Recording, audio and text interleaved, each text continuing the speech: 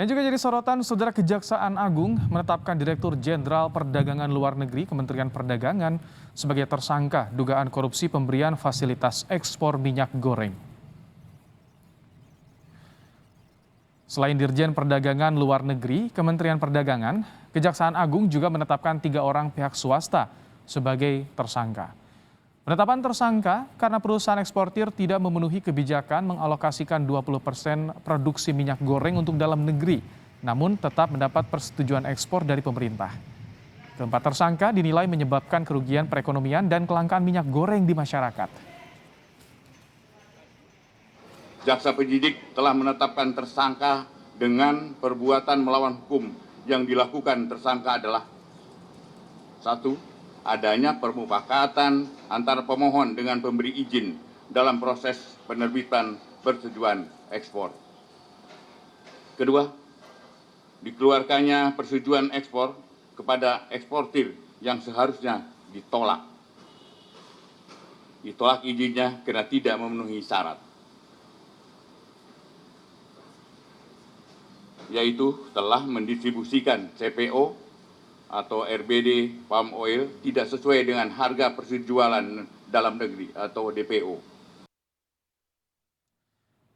Informasi selengkapnya dari penetapan tersangka kasus ekspor minyak goreng akan disampaikan oleh jurnalis Kompas TV, ada Cindy Permadi.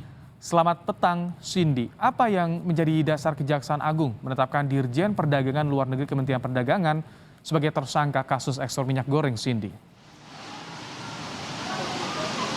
Ya, Ibrahim, karena sudah ditemukan adanya 2 alat bukti yang bisa menjadi bekal bagi Kejaksaan Agung untuk menyematkan status tersangka kepada tidak hanya Dirjen Perdagangan Luar Negeri Kementerian Perdagangan, tapi juga 3 orang pihak swasta lainnya. Sudah dilakukan penyelidikan sejak 14 Maret 2022 lalu, kemudian pada tanggal 4 April sudah dinaikkan ke penyidikan, dan dari total pemeriksaan yang sudah dilakukan oleh Kejaksaan Agung sudah ada 19 orang saksi diperiksa, 596 dokumen dan surat terkait serta keterangan ahli.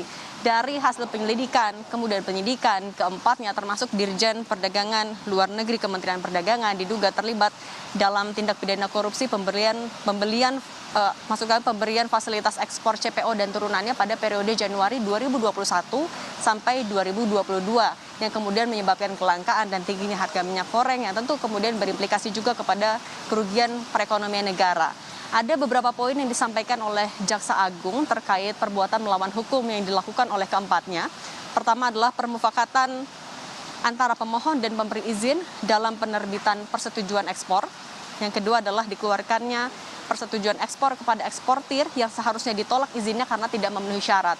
Tidak memenuhi syarat ini antara lain secara lebih spesifik adalah mendistribusikan CPO atau crude palm oil tidak sesuai harga persetujuan dalam negeri, dan yang kedua adalah tidak mendistribusikan CPO ke dalam negeri sebagaimana diwajibkan 20% dari total ekspor, sehingga ada 4 orang yang ditetapkan sebagai tersangka. Pertama adalah tadi IWW, Dirjen Perdagangan Luar Negeri Kementerian Perdagangan, yang diduga menerbitkan secara melawan hukum persetujuan ekspor soal komoditi CPO dan produk turunannya kepada sejumlah perusahaan. Kemudian tersangka yang kedua adalah SMA, Senior Manager Corporate Permata Hijau. Ketiga adalah MPT, Komisaris PT Wilmar Nabati Indonesia. Dan yang terakhir adalah PT, General Manager General Affair Musimas. Diduga ketiga tersangka ini telah berkomunikasi secara intens kepada IWW untuk memuluskan penerbitan persetujuan ekspor yang kemudian menyebabkan kerugian perekonomian negara ini. Selama 20 hari ke depan, keempat orang tersangka ini akan ditahan untuk IWW dan juga MPT di Rutan Salemba Cabang Kejagung dari hari ini sampai 22 Mei 2022. Sementara untuk SMA dan PT di Salemba Cabang Kejaksaan Negeri Jakarta Selatan, Ibrahim.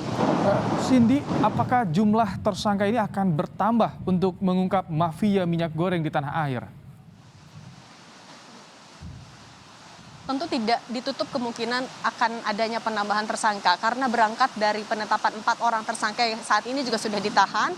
Nantinya Kejaksaan Agung akan terus melakukan pemeriksaan dan juga pelengkapan berkas. Dari situ bisa adanya pengembangan-pengembangan yang akan dilakukan. Tadi juga sempat disinggung oleh Jaksa Agung ketika ditanya oleh awak media apakah ada kemungkinan dugaan korupsi ini juga menjerat Menteri Perdagangan. Kemudian disampaikan oleh Jaksa Agung adalah Jaksa Agung akan terus mengumpulkan alat bukti dan siapapun yang diduga terlibat ataupun juga sudah terbukti tidak akan ragu-ragu oleh Kejaksaan Agung akan turut diusut. Begitu juga untuk perusahaan korporasi ini nanti akan kita tunggu bagaimana perkembangan pemeriksaan 4 orang tersangka selama 4 hari ke depan dan juga pelengkapan berkas-berkas perkaranya, Ibrahim.